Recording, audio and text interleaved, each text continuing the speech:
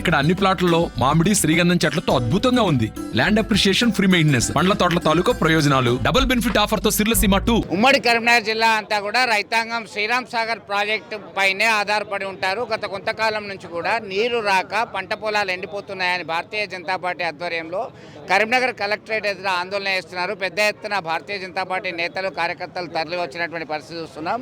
దాని పంట పొలాలని కాపాడండి అంటూ వాళ్ళు ఆందోళనకు దిగినటువంటి పరిస్థితి. మనతో బీజేపీ నేతలు ఉన్నారు. చెప్పండి, ఎట్లా చూడొచ్చు?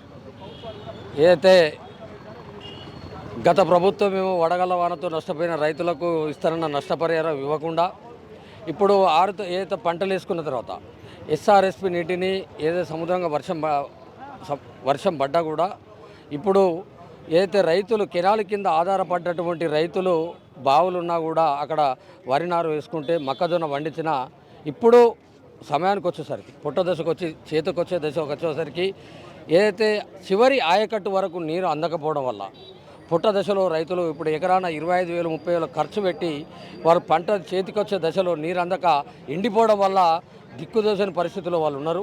దిక్కుదోచని స్థితిలో ఉన్నారు కాబట్టి ఈ ప్రభుత్వం నిర్లక్ష్యంగా ఏదైతే ఈరోజు ఉన్నటువంటి ఎప్పుడున్నా ఏ అధికారంలో ఏ పార్టీ ఉంటే వాళ్ళు మంత్రులు, ఎమ్మెల్యేలు వాళ్ళ కాన్స్టిట్యున్సీకి తరలించకపోవడం ఒకటి ఆనవాయితీగా వస్తుంది.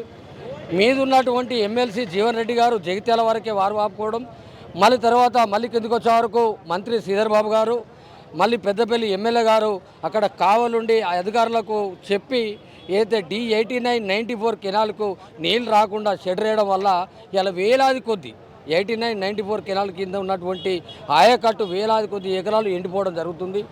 అందులో భాగంగా సగం వరకు ఎండిపోయిన ఇంకొక సగం వరకు ఉన్న ఇప్పటికైనా చివరి దశ వరకు ఏదైతే 3,000 క్యూసెక్ల నీటిని వదులుతున్నారో దాన్ని 6,000 క్యూసెక్ల నీటిని వదిలినట్టయితే చివరి ఆయకట్టు వరకు నీరు అందుతుంది. కాబట్టి చివరి ఆయకట్టు వరకు నీరు అందే విధంగా తక్షణమే చర్యలు తీసుకొని ఈ ప్రభుత్వం మంత్రులు కానీ ఎటువంటి వారి యొక్క కాన్స్టిట్యున్సీ కాకుండా మిగతా కాన్స్టిట్యున్సీ కూడా నష్టపోతున్న రైతులను ఆదుకోవడానికి కృషి చేయాలని భారతీయ జనతా పార్టీ డిమాండ్ చేస్తుంది. లేని పక్షంలో రైతులతో సో మొత్తం మీద పెద్ద ఎత్తున ఆందోళన దిగినటువంటి పరిస్థితి కనబడుతున్నది.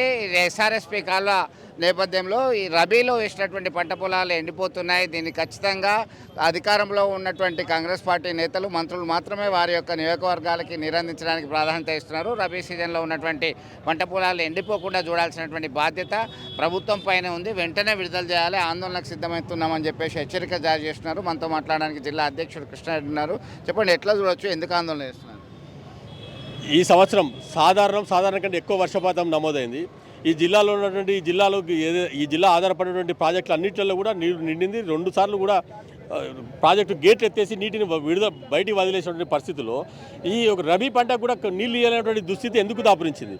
దీనికి సక్రమంగా నీటిని సరఫరా చేయని కారణంగా, ముందు చూపు లేని కారణంగా, దాని యొక్క పర్యవేక్షణ లేని కారణంగా ఈరోజు రైతులకు ఆయకట్టుకు కరీంనగర్ జిల్లాలో ఆయకట్టుకు నీరు అందని కారణంగా ఇవాళ పంట పొలాలు చేతికొచ్చిన దశలో ఎండిపోయినటువంటి పరిస్థితిలో రైతులు రోడ్డున పడేటువంటి పరిస్థితి ఈరోజు ఉన్నది. దీన్ని ఆదుకోవాల్సిన అధికారులు కానీ, ప్రభుత్వ పెద్దలు కానీ ఎవరు కూడా స్పందించట్లేదు. రైతులు కనీసం వాటిని ఆదుకున్న పాపాన పోలేదు. వాస్తవ పరిస్థితి కూడా తెలియజేసే పరిస్థితి లేదు. ఈ యొక్క నీటిని ఉన్నటువంటి నీటిని ఏ రకంగా సద్వినియోగం చేసి రైతులను కాపాడాలి, పంటలను కాపాడేటువంటి సోయి కానీ ఈ యొక్క ప్రభుత్వం కానీ అధికారులకు లేదు.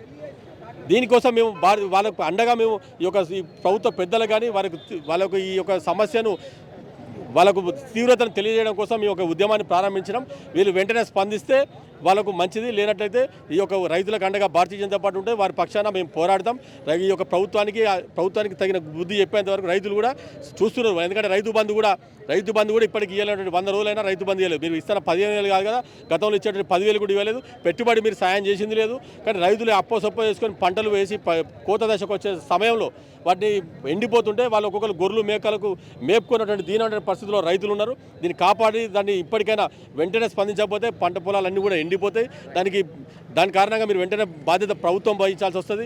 దీనికి వెంటనే విడుదల కోసం సక్రమైన చర్యలు తీసుకోవాలి. నీటిని చివరి ఆయకట్టు కూడా అందించాలని చెప్పి మేము డిమాండ్ చేస్తున్నాం. మొత్తం మీద రాష్ట్ర ప్రభుత్వం ఇచ్చినటువంటి హామీలన్నీ కూడా నెరవేర్చడంలో విఫలమయ్యారు. గతంలో ఇచ్చినటువంటి రైతు బంధు సైతం ఇప్పుడు ఇవ్వని పరిస్థితి ఉంది. రైతు భరోసా పక్కన పెడితే పంట పొలాలు ఎండిపోతున్నప్పటికీ పట్టించుకోకుండా ఇటు అధికారులు, ప్రజాప్రతినిధులందరూ నిమ్మకు నీరెత్తినట్టుగా ఉన్నారు. ఇప్పటికైనా నీటిని విడుదల చేసి చివరి ఆయకట్టు వరకు కూడా నీటిని విడుదల చేయాలి. లేదంటే తీవ్ర పరిణామాలు ఉంటాయి. నిరంతర ఆందోళనలు చేస్తూ రైతు పక్షాన పోరాటం చేయడానికి సిద్ధంగా ఉన్నామని చెప్పేసి హెచ్చరికలు జారీ చేసినటువంటి పరిస్థితి మనం గమనించవచ్చు. విడుదల సుమంత్తో కలిసి చంద్రశేఖర్, RTV, కరీంనగర్ కలెక్టరేట్ నుంచి. మరిన్ని వీడియోస్ కోసం ఛానల్ ని సబ్స్క్రైబ్ చేయండి, లేటెస్ట్ అప్డేట్స్ కోసం వాట్సాప్ ఛానల్ ని ఫాలో చేయండి అండ్ లింక్ డిస్క్రిప్షన్ లో ఉంది.